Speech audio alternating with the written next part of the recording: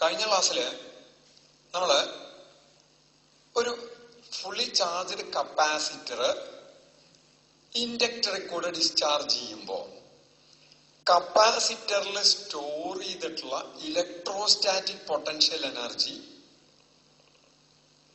Current ആയിട്ട് വന്നിട്ട് magnetic kinetic energy ആയിട്ട് ഇൻഡക്ടറിന്റെ അക്രോസ് ആയിട്ടുള്ള മാഗ്നറ്റിക് എനർജി ആയിട്ട് മാറും. വീണ്ടും തിരിച്ച് അങ്ങോട്ട് ഇങ്ങോട്ട് മാറിക്കൊണ്ടിരിക്കുന്നു പറഞ്ഞു. This is similar to oscillations of a mechanical system. Mechanical system എന്ന് പറഞ്ഞു കഴിഞ്ഞാൽ സിമ്പിൾ പെൻഡുലം ആവാം, അല്ലെങ്കിൽ ഒരു സ്പ്രിങ്ങിന്റെ അടിയിൽ ഒരു മാസ് അറ്റാച്ച് ചെയ്തിട്ട് അതിന്റെ ഓസിലേഷൻസ് ആവാം. ഇതൊക്കെ മെക്കാനിക്കൽ സിസ്റ്റം. അപ്പൊ അതിലെങ്ങനെയാ വരണേ? അതിൽ വരുന്നത് നോക്കൂ, ഇപ്പൊ ഒരു സിമ്പിൾ പെൻഡുലം എടുത്താൽ ഒരു എക്സ്ട്രീം പൊസിഷനിൽ സ്റ്റാർട്ട് ചെയ്യണമെന്നില്ല. ഒരു എക്സ്ട്രീം പൊസിഷനിൽ സ്റ്റാർട്ട് ചെയ്ത് പിന്നെന്തുണ്ടാവണം?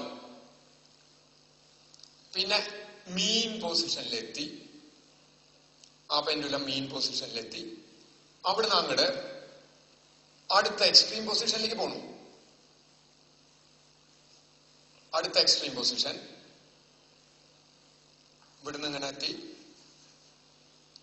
ഇത് മീൻ പൊസിഷൻ. പിന്നെ അടുത്ത എക്സ്ട്രീം പൊസിഷൻ. ഞാൻ വേറെ വേറെ വരച്ചു എന്നേ ഉള്ളൂ. അപ്പൊ ഇത് രണ്ടും, ഈ രണ്ട് അറ്റത്തുള്ളത് രണ്ട് എക്സ്ട്രീം പൊസിഷൻ. ഇത് അതിന്റെ മീൻ പൊസിഷനാണ്. ഇവിടെ എത്തുമ്പോൾ അതിന്റെ വെലോസിറ്റി 0 ആണ്. മാക്സിമം പൊട്ടൻഷ്യൽ എനർജി ആണ്. കൈനറ്റിക് എനർജി 0 ആണ്. ഇവിടെ എത്തുമ്പോൾ പൊട്ടൻഷ്യൽ എനർജി 0 ആണ്, വെലോസിറ്റി മാക്സിമം ആണ്, മാക്സിമം കൈനറ്റിക് എനർജി ആണ്. ഇതിലെത്തുമ്പോഴും അടുത്ത എക്സ്ട്രീം ആണ് മാക്സിമം പൊട്ടൻഷ്യൽ എനർജി, ഓപ്പോസിറ്റ് ഡയറക്ഷനിലാണ് മാക്സിമം പൊട്ടൻഷ്യൽ എനർജി ആണ്, നോ കൈനറ്റിക് എനർജി. ഇങ്ങനെയാണ് അതിന്റെ ഒരു ഓസിലേഷൻ, എപ്പോഴും സിമ്പിൾ ഹാർമോണിക് ഓസിലേഷൻ. ഓക്കെ, ഇനി നമ്മള് ഈ discharging of A capacitor through an inductor, ഇത് ശരിക്കും ചാപ്റ്റർ 7 ഓൾട്ടർനേറ്റിംഗ് കറന്റിന് ശേഷമാണ് വരുന്നത്. പക്ഷെ നമ്മൾ ഈ ഇൻഡക്ടറിന്റെ കാര്യമായിട്ടുള്ള പഠനം ഇപ്പൊ നടത്തിയ നിലയ്ക്ക് ഞാൻ ഇതിന്റെ കൂടെ എടുക്കണമെന്നേ ഉള്ളൂ. നോക്കാം, സാധാരണ ഒരു കപ്പാസിറ്റർ ഫുള്ളി ചാർജഡ് ആയിട്ടുള്ള ഒരു കപ്പാസിറ്റർ, ഇത് നെഗറ്റീവ്. ഇത് വെറുതെ ഒരു കണ്ടക്ടർ വെച്ചിട്ട് വെറുതെ ഇങ്ങനെ ഷോർട്ട് ചെയ്താ, കണക്ട് ചെയ്താ വളരെ ക്വിക്കായിട്ട് ഇതിൽ സ്റ്റോർ ചെയ്ത് നിൽക്കുകയാണ്. വല്ലാണ്ടൊരു ഇലക്ട്രോസ്റ്റാറ്റിക് പൊട്ടൻഷ്യൽ എനർജി സ്റ്റോർ ചെയ്ത് നിൽക്കുകയാണ്. വളരെ പെട്ടെന്ന് ഈ നെഗറ്റീവ് ചാർജ് ഇങ്ങോട്ട് ഫ്ലോ ചെയ്തിട്ട് വളരെ ക്വിക്കായിട്ട് ഫ്ലോ ചെയ്തിട്ട് കപ്പാസിറ്റർ ഡിസ്ചാർജ് ആവും. That is associated with a spark. വളരെ ക്വിക്കായിട്ട് ഫ്ലോ ചെയ്യും. കാരണം ഈ അട്രാക്ഷൻ, ഇവിടെ അക്യുമുലേറ്റ് ചെയ്തിട്ടുള്ള പോസിറ്റീവ് ചാർജിന്റെ അട്രാക്ഷൻ ഇവിടുന്ന് ഇങ്ങോട്ട് കണക്ട് ചെയ്താൽ വളരെ ക്വിക്കായിട്ട് അങ്ങോട്ടുള്ള ഡിസ്ചാർജ് ആണ് നടക്കുക സാധാരണ നിലയ്ക്ക് കണ്ടക്ടർ വെച്ച് കണക്ട് ചെയ്താൽ. അപ്പോ ഇനിയിപ്പോ ഇവിടെ എന്താ സംഭവിക്കണ വെച്ചാൽ, ഇവിടെ ആദ്യം എന്ത് ചെയ്തു വെച്ചാ നോക്കാം. ഇപ്പൊ ഇവിടെ ഒരു കപ്പാസിറ്റർ, ഈ കപ്പാസിറ്ററിന്റെ ഒരു എൻഡ് എടുത്ത് ഒരു 2 ടെർമിനൽ നെറ്റ് ഉണ്ട്. 2 ടെർമിനൽ എന്ന് പറഞ്ഞാൽ ഇവിടെ 2 കീസ് ഉണ്ട്. ഇത് ഈ കോണ്ടാക്ട് ആണ്. ഈ കോണ്ടാക്ട് ഇവിടെ ഈ കണ്ടക്ടർ ഇങ്ങനെ നിൽക്കണം. ഈ എൻഡ് ഇങ്ങോട്ട് കണക്ട് ചെയ്യാം, ഈ എൻഡ് ഇങ്ങോട്ട് കണക്ട് ചെയ്യാം. ഇവിടുന്ന് ഞാൻ നേരെ ഒരു ബാറ്ററിയിലേക്ക് കണക്ട് ചെയ്തു. ഇവിടുത്തെ ഈ എൻഡ് നേരെ ഇൻഡക്ടർ, നമ്മൾ ഇൻഡക്ടറിന്റെ സിമ്പിൾ പറഞ്ഞു.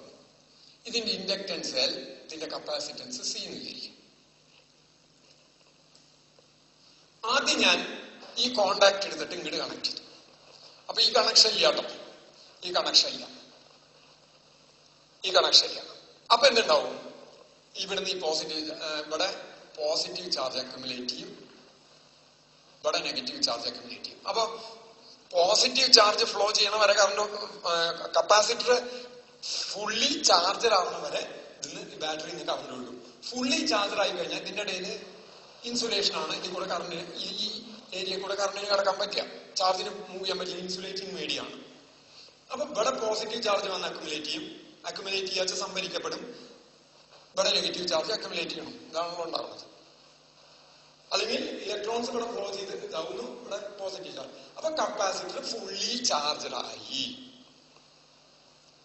ഇനി എന്ത് ചെയ്തു? ഇനി ഈ കണക്ഷൻ അയച്ച് ഇപ്പുറത്തേക്ക് കൊടുക്കാണ്. എവിടേക്ക്? ഈ ഇൻഡക്ടറിലേക്ക് കണക്ട് ചെയ്യാണ്. ഇൻഡക്ടറിലേക്ക് കണക്ട് ചെയ്യുന്ന സിറ്റുവേഷൻ ആണ് ഇനി പറയാൻ പോകുന്നത്. അപ്പൊ ഞാൻ ഇത് മുഴുവനായിട്ട് അഴിച്ചു, ഇതിനില്ല, വേണ്ടപ്പോ ജാവാനാണ് ഇങ്ങനെ കണക്ഷൻ ഇട്ടെന്ന് മാത്രം. ഇനി ഇത് ഇങ്ങടെ കണക്ട് ചെയ്ത് നോക്കി. കണക്ട് ചെയ്ത് കഴിഞ്ഞാൽ നേരത്തെ ഒരു വയറ് വെച്ച് വെറുതെ കണക്ട് ചെയ്യുമ്പോൾ പെട്ടെന്ന് ഡിസ്ചാർജ് നടക്കുന്ന പറഞ്ഞു ഞാൻ. ഇവിടെ എന്ത് സംഭവിക്കുന്ന വെച്ചാ നോക്കൂ, ഇതേപോലെ ഈ പെട്ടെന്നുള്ള അതില് ഈ ശരിക്കും കണ്ടക്ടറിൽ കൂടെ സാധാരണ ഫ്ലോ ചെയ്യുക ഇലക്ട്രോൺസ് ആണ്. കണ്ടക്ടറിൽ കൂടെ ഫ്ലോ ചെയ്യുക ഇലക്ട്രോൺസ് ആണ്. പോസിറ്റീവ് ചാർജിന്റെ ഫ്ലോ എല്ലാം നടക്കുക ഇലക്ട്രോൺസ്.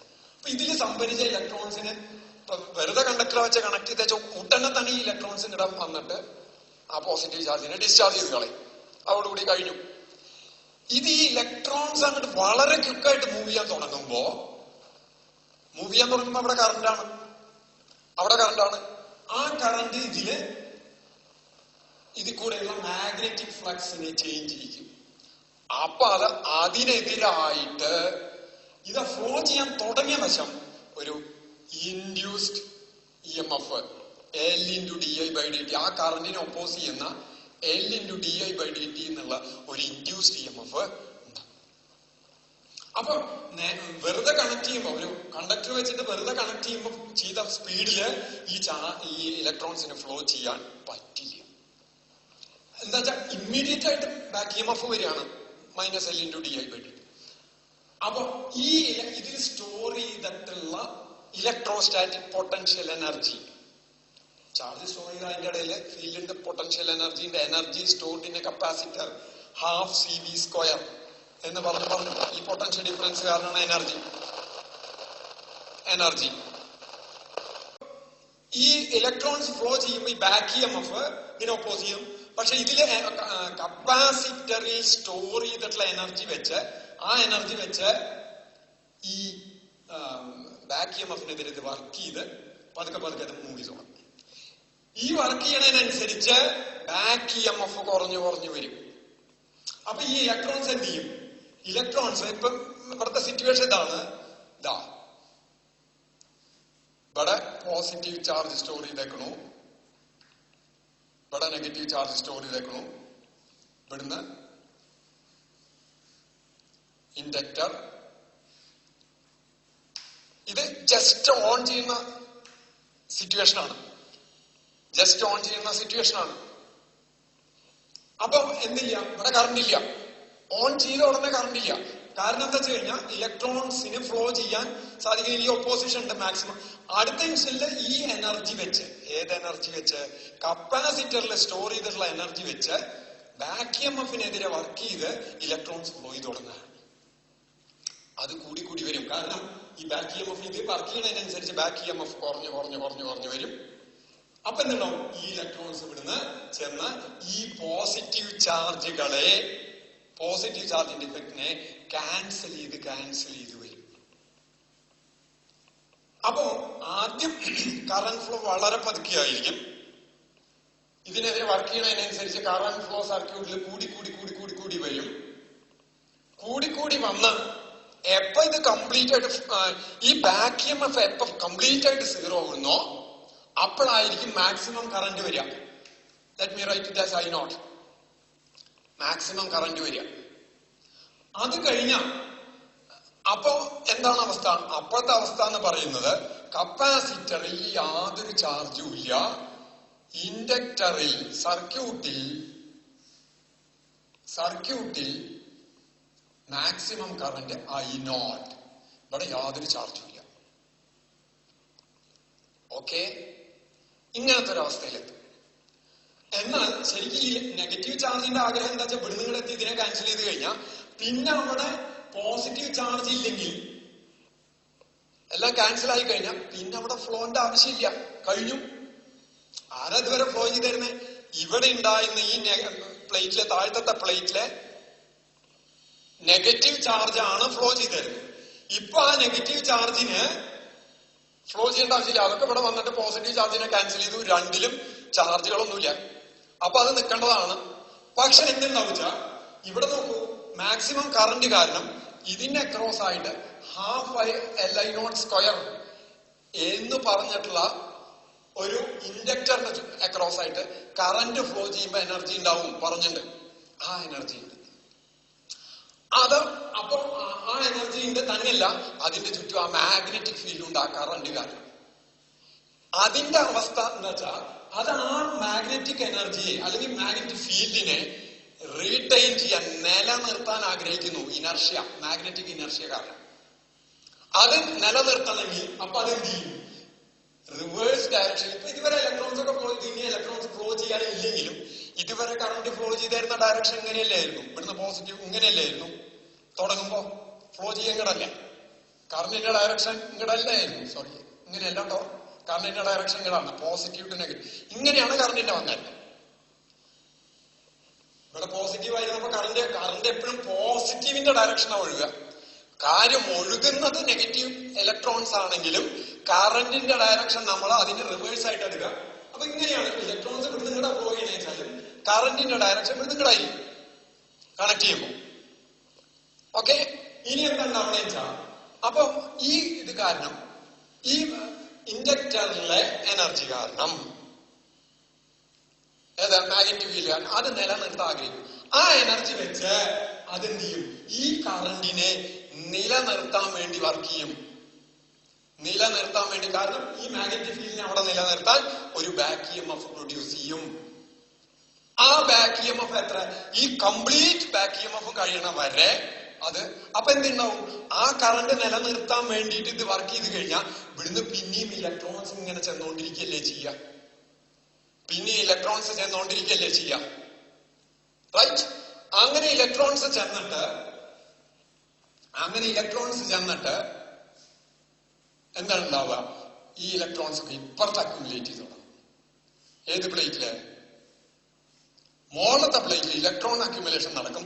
അപ്പൊ ഈ താഴത്തെ പ്ലേറ്റിൽ നിന്നാണ് ഇലക്ട്രോൺസ് പുറപ്പെടുന്നത്. അപ്പൊ താഴത്തെ പ്ലേറ്റ് പോസിറ്റീവ്ലി ചാർജ് ആവും. അങ്ങനെ ഫുള്ളി ചാർജ് ആയി കഴിഞ്ഞാൽ ഇങ്ങനെ ഇവിടുന്ന് ഇലക്ട്രോണിനെ കൊണ്ടുപോകാൻ കറന്റ് ഉണ്ടാക്കാൻ വേണ്ടി വർക്ക് ചെയ്ത് ഹാഫ് എൽ നോട്ട് സ്ക്വയർ ആണ്. അത് വർക്ക് ചെയ്തിട്ടാണ് ഇവിടുന്ന് വീണ്ടും ഇലക്ട്രോണിനെ സെപ്പറേറ്റ് ചെയ്ത് കറന്റ് മെയിൻറ്റെയിൻ ചെയ്ത്, ആ മെയിൻറ്റെയിൻ ചെയ്ത് ഈ എനർജി മുഴുവൻ കഴിഞ്ഞാൽ, കംപ്ലീറ്റ് ആയി കഴിഞ്ഞാൽ ഇത് തിരിച്ച് റിവേഴ്സ് ഡയറക്ഷനിൽ ഇത് നെഗറ്റീവ് ആയിട്ടുണ്ടാവും, ഇത് പോസിറ്റീവ് ആയിട്ടുണ്ടാവും. അപ്പൊ കറന്റ് മുഴുവൻ ഇല്ലാണ്ടേ ഉണ്ടാവും. കറന്റ് മുഴുവൻ ഇല്ലാണ്ട് ആയി കഴിഞ്ഞാൽ ഇത് നെഗറ്റീവ്ലി ചാർജ് ആയി, ഇത് പോസിറ്റീവ്ലി ചാർജ് ആയി, പിന്നെ യാതൊരു കറണ്ടും ഇല്ല. കറന്റ് ഇല്ലാണ്ട് ആവുമ്പോൾ തിരിച്ചെന്തുണ്ടാവും? ഈ നെഗറ്റീവ് ചാർജിനെ ഈ പോസിറ്റീവ് ചാർജ് അട്രാക്ട് ചെയ്ത് ഇവിടുന്ന് ഇങ്ങോട്ട് തിരിച്ച് ഫ്ലോ ചെയ്ത് തുടങ്ങില്ലേ.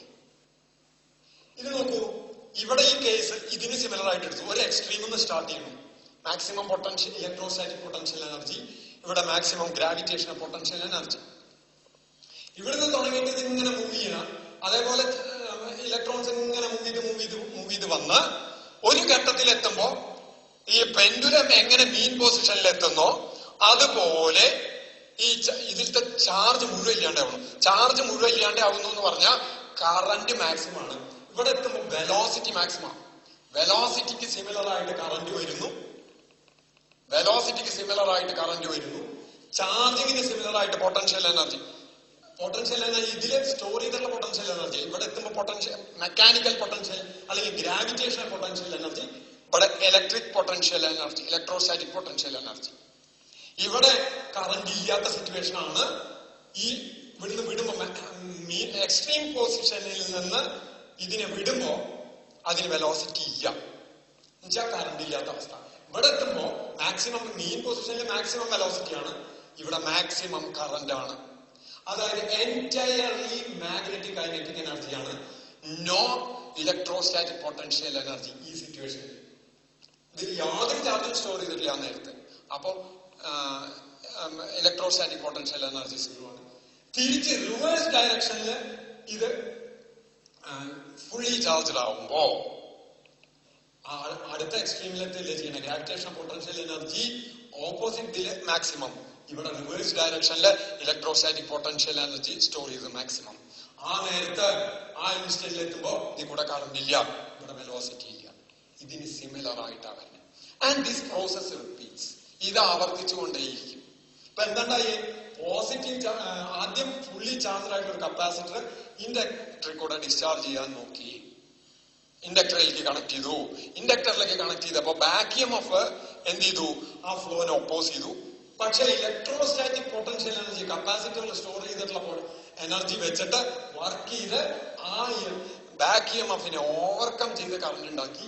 അപ്പൊ ആ ഇലക്ട്രോൺസ് ഇവിടുന്ന് ഫ്ലോ ചെയ്ത് ഇവിടെ ചെന്ന് ആദ്യം പോസിറ്റീവ് ചാർജ് ക്യാൻസൽ ചെയ്തു. അപ്പോഴേക്കും കറന്റ് മാക്സിമം എത്തി. അത് നിലനിർത്താനുള്ള മാഗ്നറ്റിക് ഇനർഷ്യ കാരണം റിവേഴ്സ് ഡയറക്ഷനിൽ ബാക്ക് EMF പ്രൊഡ്യൂസ് ചെയ്തു. അപ്പൊ ഇതേ ഡയറക്ഷനിൽ തന്നെ ഇലക്ട്രോൺസ് ഫ്ലോ ചെയ്യുന്നു. കാരണം ഇത്രയും നേരം സീറോ ആയിരിക്കുമ്പോ കറണ്ട് ഫ്ലോ ചെയ്തിരുന്നു ഇവിടുന്ന് നിങ്ങളാ. ആ കറണ്ടിനെ മെയിൻറ്റെയിൻ ചെയ്യാൻ ആഗ്രഹിക്കണമെങ്കിൽ ഇവിടുന്ന് ഇലക്ട്രോൺസ് ഇപ്പുറത്തേക്ക് വന്നുകൊണ്ടിരിക്കണം.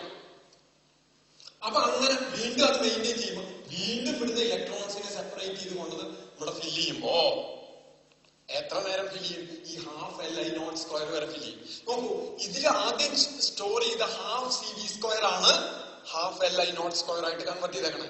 അപ്പൊ അത്രയും തിരിച്ചും നേരത്തെ ഇവിടെ എത്ര ചാർജ് സ്റ്റോർ ചെയ്തോ അത്രയും ചാർജ് തന്നെ റിവേഴ്സ് ഡയറക്ഷനിൽ സ്റ്റോർ ചെയ്തിട്ടുണ്ടാവും. റൈറ്റ്? അപ്പൊ ഇങ്ങനെയാണ് ഇതിൽ വരിക. റൈറ്റ്? ഇനി അങ്ങനെ വരുമ്പോ ആൻഡ് ദിസ് പ്രോസസ് റിപ്പീറ്റ്സ്, ഇത് ആവർത്തിച്ചുകൊണ്ടിരിക്കും. ഇതിനെ പറയുന്ന പേരാണ് LC ഓസിലേഷൻസ്. നോക്കാം. ഇനിയിപ്പോ ഈ കപ്പാസിറ്ററില് കപ്പാസിറ്ററിൽ സ്റ്റോർ ചെയ്യുന്ന ചാർജ് ടൈമിനനുസരിച്ച് മാറിക്കൊണ്ടിരിക്കുകയാണ്. ഇനീഷ്യലി തുടക്കം നമ്മൾ ഓൺ ചെയ്യുമ്പോ ഇതിലേക്ക് കണക്ട് ചെയ്യുമ്പോൾ മാക്സിമം ചാർജ് ആയിരുന്നു QM. അത് കഴിഞ്ഞ് ആ ചാർജ് കുറഞ്ഞു വന്ന് 0 ആയി. പിന്നെ അവിടുന്ന് റിവേഴ്സ് ഡയറക്ഷനിൽ കൂടി മാക്സിമം ആയി QM തന്നെയായി.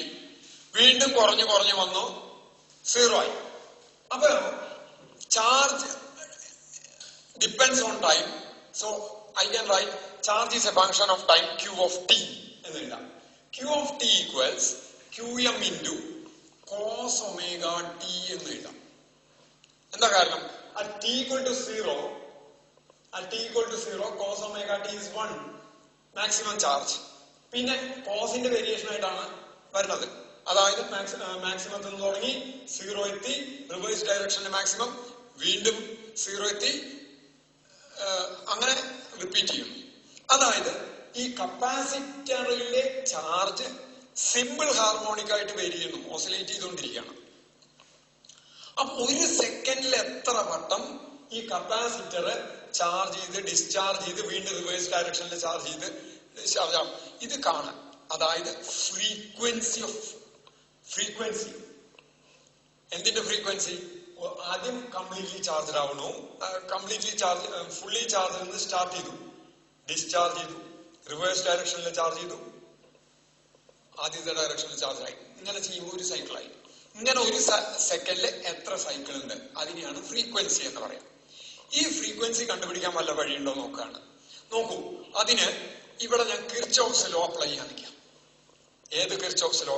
കിർച്ചോഫ്സ് സെക്കൻഡ് റൂൾ അപ്ലൈ ചെയ്താൽ സെക്കൻഡ് റൂൾ പറയുന്നത് algebraic sum of potential difference in a closed loop is equal to 0. Algebraic sum of potential difference in a closed loop equal to 0. അപ്പോ കപ്പാസിറ്ററിന്റെ ഇടയ്ക്ക് വരുന്ന potential difference എന്ന് പറയുന്നത് Q/C ആയിരിക്കും. എന്താ കാരണം വെച്ച് കഴിഞ്ഞാൽ നമ്മൾ പഠിച്ചിട്ടുണ്ട് Q equals CV, കപ്പാസിറ്ററിൽ പഠിച്ചിട്ടുണ്ട്. അപ്പൊ V equals potential difference, V equals Q/C. ആ ഇൻസ്റ്റന്റിലെ ചാർജ് ആണ് Q. ഏത് ഇൻസ്റ്റന്റിലാണ് നോക്കണമെന്ന് വെച്ചാൽ അപ്പോഴത്തെ ചാർജിനനുസരിച്ചിട്ടാണ് പൊട്ടൻഷ്യൽ ഡിഫറൻസ് വരിക. ഇനി അപ്പൊ ഇതിനെ ക്രോസ് ആയിട്ടുള്ള പൊട്ടൻഷ്യൽ ഡിഫറൻസ്, ഈ കണക്റ്റിംഗ് വയറിനെ ക്രോസ് പൊട്ടൻഷ്യൽ ഡിഫറൻസ് ഇല്ല എന്നാണ് നമ്മൾ സാധാരണ പറയാറ്. ഇതിനെ ക്രോസ് ആയിട്ടുള്ള പൊട്ടൻഷ്യൽ ഡിഫറൻസ് എന്ന് പറഞ്ഞാൽ ബാക്ക് EMF ആണ്. ബാക്ക് EMFനെ കാണിക്കാൻ നമ്മൾ -L into di/dt എന്നത്, and that is equal to, there is no cell, nothing, so it is equal to 0. ഇനി what is di/dt? di/dt നോക്കണം. I equals, നമ്മൾ ഓൾറെഡി പഠിച്ചിട്ടുണ്ട്, I equals dq/dt എന്ന് പറഞ്ഞിട്ടുണ്ട്, നമ്മൾ പഠിച്ചിട്ടുണ്ട്. കറണ്ട് ഇലക്ട്രിസിറ്റിയിൽ നമ്മൾ പഠിച്ചിട്ടുണ്ട് I equals dq/dt. ഇവിടെ നോക്കൂ, കറന്റ് കൂടുന്നതിനനുസരിച്ച്, അതായത് കപ്പാസിറ്ററിൽ ചാർജ് കൂടി വരുമ്പോ ചാർജ് കൂടി വരുമ്പോ കറന്റ് കുറഞ്ഞു വരണേ. തിരിച്ച് കറന്റ് കുറഞ്ഞു വരുമ്പോ സർക്യൂട്ടിലെ കറന്റ് കുറഞ്ഞു വന്നിട്ട് 0 ആകുമ്പോഴാണ് കപ്പാസിറ്ററിൽ ഫുള്ളി ചാർജാണ്. അപ്പോ ആ റിലേഷൻ കാണിക്കാൻ ക്യൂവും ഐയും തമ്മിലുള്ള ആ റിലേഷൻ കാണിക്കാൻ I can write I equals -dq/dt എന്ന് എഴുതാം. -dq/dt എന്ന് എഴുതാം. അതെടുത്ത് di/dt കൊടുത്താൽ therefore di/dt equals d/dt of -dq/dt എന്ന് എഴുതിക്കൂടെ. This is equal to ആ മൈനസ് പുറത്തേക്ക് എഴുതാം -d²q/dt² എന്ന് എഴുതാം. What is that? di/dt equals in this case സാധാരണ I equals dq/dt ആണ്. ഇവിടെ സാധാരണ ചാർജ് ഇതിൽ അക്യുമുലേറ്റ് ചെയ്യുന്ന കൂടുന്നവരും കറന്റ് കൂടെ വേണ്ട, പക്ഷെ കറന്റ് കുറയുകയാണ് ചെയ്യുന്നത്. അത് കാരണമാണ് ആ നെഗറ്റീവ് സൈൻ ഉണ്ട്. ഈ പർട്ടിക്കുലർ കേസിലാണ് ഈ നെഗറ്റീവ് സൈൻ വരിക, സാധാരണ അത് വരാറില്ല. അപ്പോ അത് എടുത്തിട്ട് ഇവിടെ കൊടുത്തു കഴിഞ്ഞാൽ ഈ എല്ലിനെ പ്രതി കൊണ്ടെന്ന് വെച്ചാൽ I can write q/LC minus di/dt equal to 0. ഈ ഇക്വേഷൻ ഞാൻ അങ്ങോട്ട് എഴുതിക്കാണ്. ഈ എല്ലിനെ പുറത്തേക്ക് കൊണ്ടുവന്നു, ഇത്ര മാത്രം. എല്ലിനെ അങ്ങോട്ട് കൊണ്ടുവന്നു, അല്ലെങ്കിൽ ത്രൂ ഔട്ട് എല്ലോണ്ട് ഡിവൈഡ് ചെയ്തു നിൽക്കുക. ഇവിടെ എല്ലോണ്ട് ഡിവൈഡ് ചെയ്തു, അപ്പൊ എല്ലും പോയി, ഇതിങ്ങനെ തന്നെ വന്നു. ഇനി ഞാൻ ഈ di/dt പകരം ഇത് കൊടുക്കുകയാണ്. അപ്പൊ എന്ത് വന്നു? q/LC. ഈ മൈനസ് ഓഫ് മൈനസ്, ഇവിടെ ഒരു മൈനസ് ഉണ്ട്, minus of -d²q/dt² equal to 0 എന്നാണ് വരിക. ഈക്വൽ ടു 0 വരും. Plus I will write here. ഇത് പ്ലസ് ആയി. അപ്പൊ എന്ത് വന്നു? Minus of minus plus d²q/dt² plus q/LC equal to 0 എന്ന് വരും. ഈക്വൽ ടു 0 എന്ന് വരും. ഇനി നോക്കാം, ഇവിടെ Q ആണ് സിമ്പിൾ ഹാർമോണിക് ആയിട്ട് വേരി ചെയ്യുന്നത്. നമ്മൾ സിമ്പിൾ ഹാർമോണിക് മോഷന്റെ ഇക്വേഷൻ ഫസ്റ്റ് ഇയർ പഠിച്ചിട്ടുണ്ട്. d²x/dt² plus ω²x equal to 0. ഇതാണ് സിമ്പിൾ ഹാർമോണിക് മോഷന്റെ ഇക്വേഷൻ ആയിട്ട് എഴുതിക്കുന്നത്. എക്സ് ഇവിടെ ഡിസ്പ്ലേസ്മെന്റ് ആണ്. ആ ഡിസ്പ്ലേസ്മെന്റ് പൊസിഷൻ ആണ് വേരി ചെയ്യുന്നത് സിമ്പിൾ ഹാർമോണിക് ആയിട്ട്. ഇവിടെ ഈ കേസില് അത് ചാർജ് ആണെന്ന് മാത്രമേ ഉള്ളൂ. ചാർജ് ആണെന്ന്. Equations are similar. രണ്ടും സിമിലർ ആയിട്ടുള്ള ഇക്വേഷൻസ് ആണ്. അപ്പൊ ഇത് കമ്പയർ ചെയ്താൽ എക്സിന് പകരം ഇവിടെ Q വരുന്നു, ω² പകരം അപ്പൊ വരേണ്ടത് ω² ഈക്വൽസ് എന്ത് വരും? 1/LC എന്ന് വരും. ഇക്വേറ്റ് ചെയ്തു. ഇവിടത്തെ Qന് പകരം ഇവിടെ X വന്നു, ഇവിടത്തെ Qന് പകരം ഇവിടെ X വന്നു. അപ്പൊ 1/LCക്ക് പകരം ω² വരണം. അപ്പൊ what is omega? Omega equals 1/√LC. ഇനി നമ്മൾ ഓൾറെഡി പഠിച്ചിട്ടുണ്ട് ഒമേഗ ഈക്വൽസ് ആംഗുലർ ഫ്രീക്വൻസി ആണ് ഒമേഗ. 2π ആംഗുലർ എന്ന് പറഞ്ഞാൽ 2π ടൈംസ് ഫ്രീക്വൻസി. അപ്പൊ എന്ത് കിട്ടി? ഒമേഗയ്ക്ക് 2πf എന്ന് കൊടുത്താൽ so 2πf equals 1/√LC. f equals 1/2π√LC. ഇതാണ് frequency of oscillation of this LC ഓസിലേഷന്റെ ഫ്രീക്വൻസി. എന്താ LC ഓസിലേഷൻ എന്ന് പറഞ്ഞാൽ? ആദ്യം ഇലക്ട്രോസ്റ്റാറ്റിക് പൊട്ടൻഷ്യൽ എനർജി കംപ്ലീറ്റ് ആയിട്ട് മാഗ്നറ്റിക് എനർജി ആവും. മാഗ്നറ്റിക് എനർജി കംപ്ലീറ്റ് ആയിട്ട് വീണ്ടും റിവേഴ്സ് ഡയറക്ഷനിലെ ഇലക്ട്രോസ്റ്റാറ്റിക് പൊട്ടൻഷ്യൽ എനർജി ആവും. വീണ്ടും ഈ പ്രോസസ്സ് റിപ്പീറ്റ് ചെയ്തുകൊണ്ടിരിക്കുന്നു. അതായത് electrostatic potential energy into magnetic kinetic energy, magnetic kinetic energy into electrostatic potential energy. വീണ്ടും ഇതിങ്ങനെ റിപ്പീറ്റ് ചെയ്തുകൊണ്ടിരിക്കുന്നു. ഒരു സെക്കൻഡിൽ എത്ര വട്ടം റിപ്പീറ്റ് ചെയ്യുന്നു? അല്ലെങ്കിൽ വേറെ രീതിയിൽ പറഞ്ഞാൽ കപ്പാസിറ്ററിന്റെ ചാർജ് മാക്സിമത്തിൽ നിന്ന് തുടങ്ങി 0 എത്തി, റിവേഴ്സ് ഡയറക്ഷനിലെ മാക്സിമം തുടങ്ങി 0 എത്തി, ആദ്യത്തെ ഡയറക്ഷനിൽ മാക്സിമം എത്തും. അപ്പൊ ഒരു സൈക്കിൾ കഴിഞ്ഞു. അങ്ങനെ ഒരു സെക്കൻഡിൽ എത്ര വട്ടം ഇത് ആവർത്തിക്കുന്നു അതിനെയാണ് ഫ്രീക്വൻസി എന്ന് പറയുന്നത്.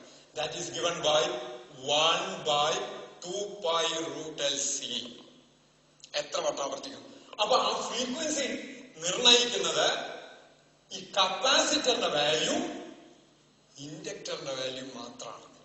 ആ ഫിക്സഡ് വാല്യൂ ഇട്ട് കഴിഞ്ഞാൽ ഇതിന്റെ ഓസിലേഷൻ നമുക്ക് ഫ്രീക്വൻസി ഓഫ് ഓസിലേഷൻ നമുക്ക് കൃത്യമായിട്ട് കണ്ടുപിടിക്കാൻ സാധിക്കും.